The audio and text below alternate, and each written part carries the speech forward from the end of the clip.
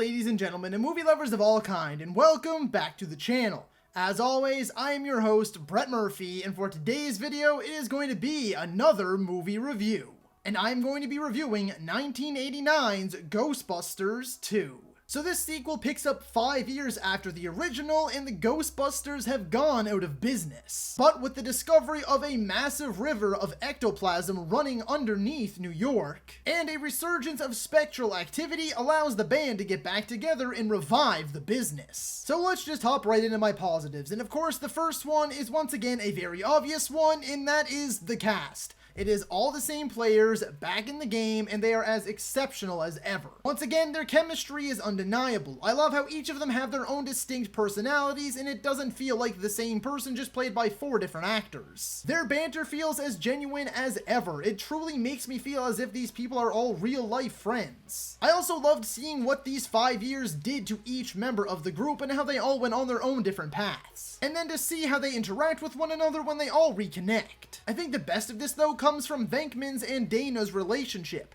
I like seeing what pulled them apart to begin with, and then how they're sort of mending that relationship, despite Dana recently having a child with a husband that left her. Another aspect that I really enjoyed in this sequel is the fact that we got more ghosts and more creative ghoul design. In the first one, we only really had the library ghost, the Slimer, the demon dog Zool. There wasn't really a ton, but this one offers up a lot more variety when it comes to its ghosts. And the last little aspect that I liked about this sequel was the fact that we got more Rick Moranis. In all honesty, I didn't love his character in the first one. I actually found him to be quite annoying. I think that was kind of the point of his character, but nevertheless, I didn't really jive with him a whole lot in the original. However, I do like in this sequel how he becomes sort of an honorary Ghostbuster. He really comes into his own in this sequel, and that is an aspect of this movie that I actually quite enjoyed that I really did not expect to. As for the middle ground, once again it comes down to the visuals. It's 1989, so I wasn't expecting anything spectacular, and they're really not all that bad, but again, when you watch this now, especially the remastered 4K versions, the outlines around the actors and the creatures is extremely noticeable and a little bit jarring at times, and that's why it's not a dedicated negative or anything. It's just something worth noting if you're watching this movie for the first time. Sadly, when it comes to the negatives, there are a fair few in this sequel. The first one being, I really don't understand how the Ghostbusters went out of business. I mean, hundreds, thousands, possibly even millions of New Yorkers saw them take down a 100-foot marshmallow man. So how do people all of a sudden not believe in ghosts, and how do they go out of business? How are they seen as frauds? Like, so many people saw the finale of the first film unfold. It just really doesn't make any sense to me. It's sort of like my reverse complaint of the first movie, where I don't really know how they got popular and credible in the first one. It just kind of happened, and then now, since they are credible because you saw them take on this 100-foot marshmallow man and the giant beam in the sky and everything, but now all of a sudden everybody just forgets and they're frauds and they go to business, it really just didn't make any sense to me.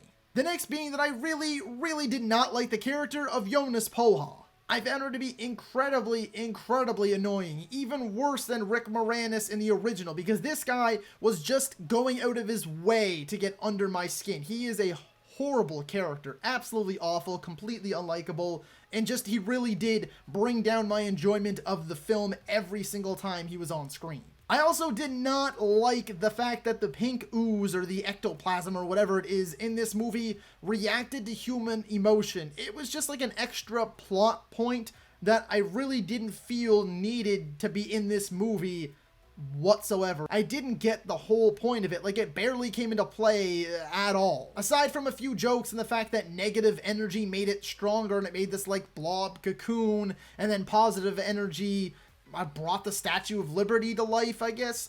It changes people's emotions when it's on them, but then their emotions affect it, and it was just weird, and I didn't really care for it. I also found that this sequel ditched a lot more of its edgier comedy, even if some of that comedy didn't age all that well. It ditched its more adult comedy for a much more slapstick physical humor and, like, you know, sort of potty humor. Like, there's a lot more fart jokes and the, you know, the slime jokes and things like that. The main villain, what is it, Vigo, does absolutely nothing at all. He has like 2 lines that I believe are actually dubbed over by Max von Sydow, and then he just roars like a lion and then goes down way too easy. an undeniably underwhelming villain for this sequel. And my last little nitpick is that this Ghostbuster remix by Run Dmc is not good at all. Thankfully, we still get the Ray Parker Jr. original in here. This Run Dmc remake, remix, whatever you want to call it, it's not good. At the end of the day, what I can say about this sequel is that this is the one that you're more likely to put on for your kids, young kids. Of course, they can enjoy the original, but it does have more adult humor, a little bit edgier humor, and, there's more adult themes in there.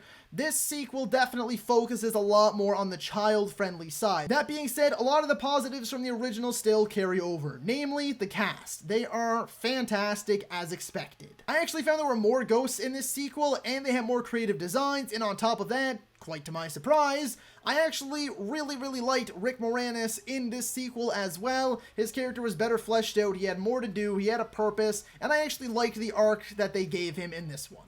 And there are so many little nitpicks I have with this movie, like how did the Ghostbusters become frauds and go out of business in the first place? I do not like the weird art dude, Jonas Poha, or whatever the hell his name is. I don't like that the pink ooze reacts to human emotion. That was just a weird plot point to introduce. I'm not a big fan of the comedy being geared much more towards slapstick comedy as well as potty humor. The main villain, Vigo, is a painting for the majority of the movie, and when he does come to life, he sucks. And sorry to say, but the Run Dmc remix of the Ghostbusters theme is not very good at all. Give me Ray Parker Jr. all day long. At the end of the day, I don't think this movie is horrible, or even bad, honestly. I still have a lot of fun watching it. It is a worthy, albeit flawed, sequel, and therefore I'm going to be giving it a 6.5 out of 10. So that is all for today's video, folks. Be sure to let me know down in the comments if you agree or disagree with my review. And while you're down there, feel free to let me know what review you'd like to see me do next. If you enjoyed that video, be sure to hit that thumbs up button. And if you'd like to see more content, consider subscribing to my channel and ringing that little bell icon. That way you can be notified about all of my latest uploads. And as always, stay safe. Thank you so much for watching. And that's a wrap. Hey you, yeah you, if you made it this far, just know I appreciate you, and while you're here, consider hitting that subscribe button.